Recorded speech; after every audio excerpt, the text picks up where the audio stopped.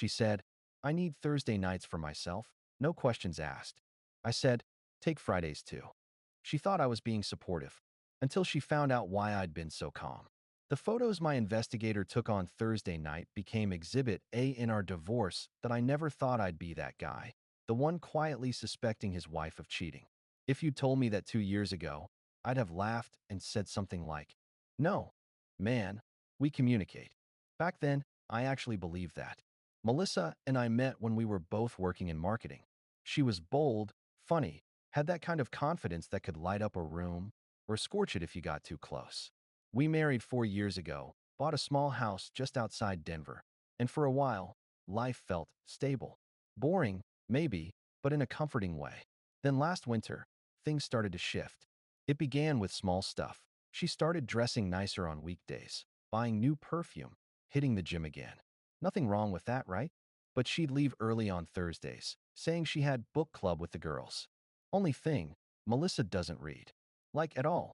I used to joke that the only book she finished was The Hunger Games, and only because she liked the movie. Still, I didn't question it. You learn in marriage that sometimes it's better not to poke at things. People need space. Then came the second shift. She started guarding her phone. I'd walk into the room, she'd flip it face down. Once, I heard a text notification, and she practically sprinted to grab it.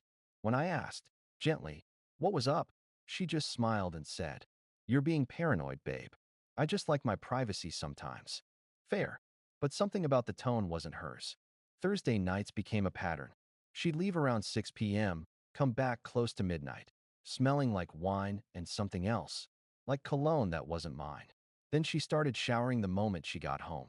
That's when I stopped ignoring the signs. It wasn't that I knew anything concrete. It was the way she stopped asking me about my day.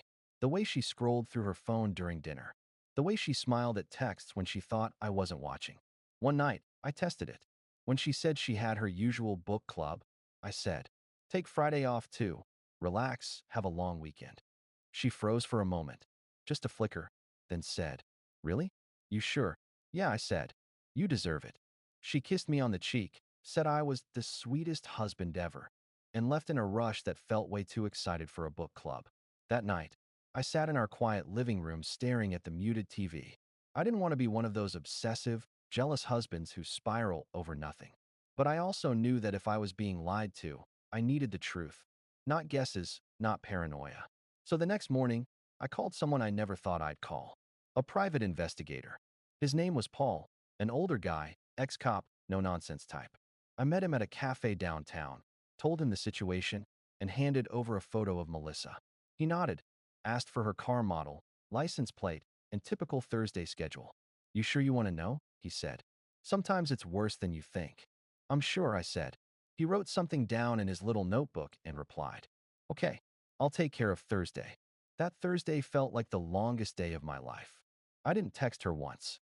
Didn't call. Just sat there pretending everything was normal, trying to work, my mind replaying every laugh, every kiss, every lie.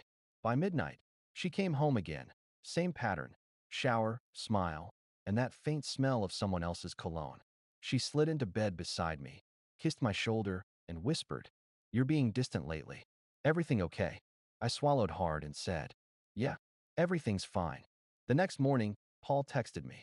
We need to talk. In person. I met him in his office around noon. He didn't say much, just turned his laptop toward me. There she was, my wife, walking into a downtown hotel lobby hand in hand with a man I'd never seen before. Then another photo. Then another. Same guy. Same hotel. Same Thursday night. My throat went dry. Paul said quietly, they've been meeting every Thursday for about a month. I can give you the full report. I didn't speak for a while. Just stared at the screen like maybe, if I blinked, it would all disappear. Finally, I said, yeah, send me everything. When I got home that evening, she was humming in the kitchen, making pasta like nothing had changed. She asked about my day. I said it was fine. Then she told me she'd be out late next Thursday again. I just smiled and said, take your time. Because by next Thursday, I'd already booked an appointment with a divorce lawyer. The week between that meeting and the next Thursday felt like slow torture. You know that weird stage where your body's calm, but your brain is screaming? That's where I was. I didn't tell anyone, not even my brother. I wasn't angry, not yet. It was like I was watching someone else's life through a pane of glass, too stunned to feel. I started documenting everything. Every text, every absence, every receipt. Paul's photos went into a password-protected drive. I even copied our joint bank statements. She'd been spending more than usual, restaurants and wine bars near that same hotel. I also spoke with an attorney. His name was Thomas, a calm man in his 50s with a poker face and an office that smelled like leather and printer toner. He listened without interrupting, then said, "If you've got proof, we can use it. Don't confront her yet. The worst thing you can do is tip her off before we file." He explained how, in our state, adultery could still influence the property split and spousal support. It wasn't about revenge, it was about protecting myself. So I followed his advice, stayed polite, stayed distant, acted like nothing had changed. Thursday came. She kissed me goodbye around 6, wearing that same perfume, the one I'd bought her for our anniversary. Said she'd probably crash at Sarah's after their book club. I smiled and said, "Take Friday off again. You've earned it." She looked genuinely touched. God, that smile. I used to think it meant love. Now it looked like camouflage. At 8:47 p.m., Paul texted me. "She's there. Same hotel. Same guy." I didn't reply, just stared at my phone, the little notification burning in the darkroom. Then, for the first time since it started, I allowed myself to cry. Not loud, not even long, just quietly. A kind of cry that felt less like sadness and more like something inside me giving up. Afterward, I felt empty and oddly free. Friday morning, I met Thomas again.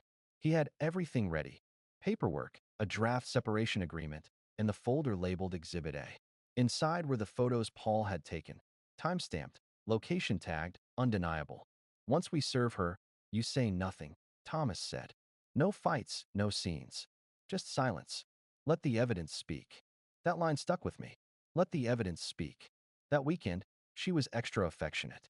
Made pancakes, kissed my neck while I made coffee, even suggested a getaway next month to reconnect. I almost laughed. Instead, I said, "Sure, let's plan something after next week." Because I knew what next week held, the day she'd be served. The following Thursday, she left at her usual time. An hour later, I got the message from Thomas. Delivery complete. He'd arranged for the papers to be served at the hotel. Paul later told me she was sitting in the lobby with her friend, mid-laugh, when a man in a suit walked up, handed her a sealed envelope, and said, "Melissa Thompson, you've been served." Paul said her smile just fell. I didn't stay home that night. I checked into a hotel across town and turned my phone off. When I turned it back on the next morning, there were 17 missed calls, 22 texts, and one voicemail that started with her crying and ended with her screaming, "You ruined my life." I didn't reply. 3 days later, her lawyer contacted mine. Apparently, she'd confessed to a brief emotional connection, but denied any physical affair. Thomas calmly sent back the photos. Within 24 hours, she signed the agreement. I moved out that weekend. I remember standing in the empty house, surrounded by boxes, thinking how strange it felt. Losing something you once thought was unbreakable. But under that sadness, there was something else: peace.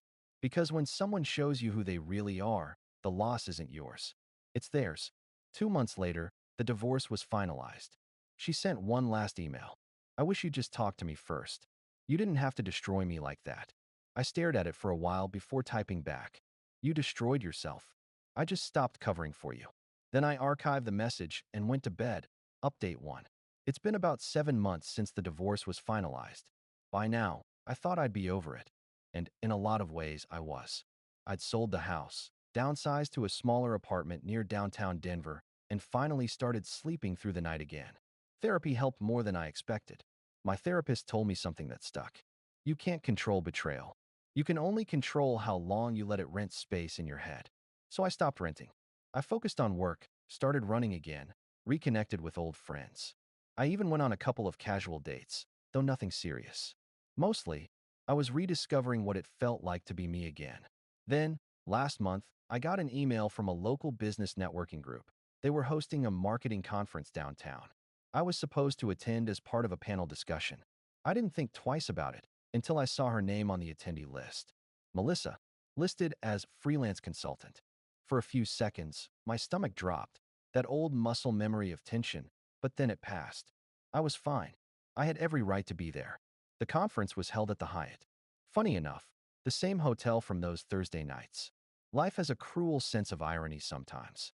When I walked in, I spotted her almost immediately across the lobby. She looked smaller, somehow. Tired. Hair a little darker, clothes more conservative. She saw me too. For a second, her face froze. Then she tried to smile, like nothing had ever happened. "Hey," she said softly, walking over. "You look good. How have you been?" I nodded. "Busy. You?" "Yeah," she said. Rebuilding. Trying to find myself again." The same phrase she'd used the week she left me. Only now it sounded like a confession, not a slogan. We made small talk. She mentioned she'd been working on financial education content, doing freelance gigs. I could tell she was nervous. Her voice trembled slightly. Then she said, "I just want you to know, I'm really sorry. For everything." I looked at her for a long moment, then said, "I know." And that was it. No dramatic speech. No bitterness. Just calm finality. Because when you've truly moved on, you don't need closure from the person who hurt you. You already gave it to yourself. Later that day, after my panel, one of the organizers pulled me aside. "Hey, just FYI, that woman who used to work for Monarch Media? She tried pitching herself for a partnership, but she didn't disclose that she'd been terminated for cause. We found out during background checks. Monarch Media, her old employer. Apparently, after the affair came out, it hadn't just ended our marriage. It had cost her job too." I didn't say anything, just nodded. Because honestly, I didn't feel satisfaction. I just felt done. That night, I walked home through the quiet streets of downtown. It was snowing lightly, and the city lights made everything glow orange and gold. I stopped at a crosswalk, thinking about how strange it is that life gives you these full-circle moments, not for revenge, but for perspective. The version of me who once cried over her had been replaced by someone who valued peace more than winning. And as I stood there waiting for the light to change, I realized she'd lost more than money, more than reputation. She'd lost access to the version of me that believed in her without question. And that's something you can't buy back, no matter how many apologies you offer. Final update. It's been a little over a year since everything happened. And honestly, it feels like another lifetime. I moved to Seattle 6 months ago. A job offer came up, creative director for a mid-sized agency. It was a leap, but I took it. New city, new rhythm, new peace. I live in a small apartment overlooking the bay. Every morning, I make coffee, open the window, and watch the ferries move across the water. That quiet moment, the smell of coffee, the hum of the city waking up, feels like freedom. About 4 months ago, I met someone. Her name's Julia. We met at a bookstore, of all places. She asked me if I'd read the book I was holding, The Mountain Is You. I hadn't. She smiled and said, "You should. It's about turning pain into power." I laughed, told her I'd had enough of both. But she didn't flinch. We talked for an hour that day, sitting on the steps outside, sharing stories we weren't planning to tell. She's calm, steady, kind. There's no guessing, no games, no manipulation, just peace. And after what I've been through, that peace feels more valuable than love itself. A few weeks ago, I got a letter from Melissa. No return address, just my name, written in handwriting I used to know by heart. I almost didn't open it, but curiosity won. It wasn't long, just a single page. "I've been in therapy. I know I hurt you, and I'll never forgive myself for it. I don't expect a reply. I just want you to know that I finally understand what I lost. No excuses. No pleas. Just that." I folded it back up, put it in a drawer, and sat for a moment. Not sad, not angry, just still. Then I got up, walked to the balcony, and watched the sunset burn gold across the bay. Julia came up behind me, wrapped her arms around me, and said, "You okay?" I smiled. "Yeah, more than okay." Sometimes, I think about how strange healing is. It doesn't come all at once. It comes in small, almost invisible ways. In mornings where you no longer think about what happened. In laughter that doesn't feel forced. In moments when peace feels louder than pain. I used to think revenge was closure. Now I know peace is. As for the photos the private investigator took, they're still sealed in an envelope somewhere in storage. I never looked at them again. Because some things are better left as proof that you survived, not souvenirs of who broke you. And as the last light disappeared behind the water that evening, I realized I finally stopped surviving. I started living again.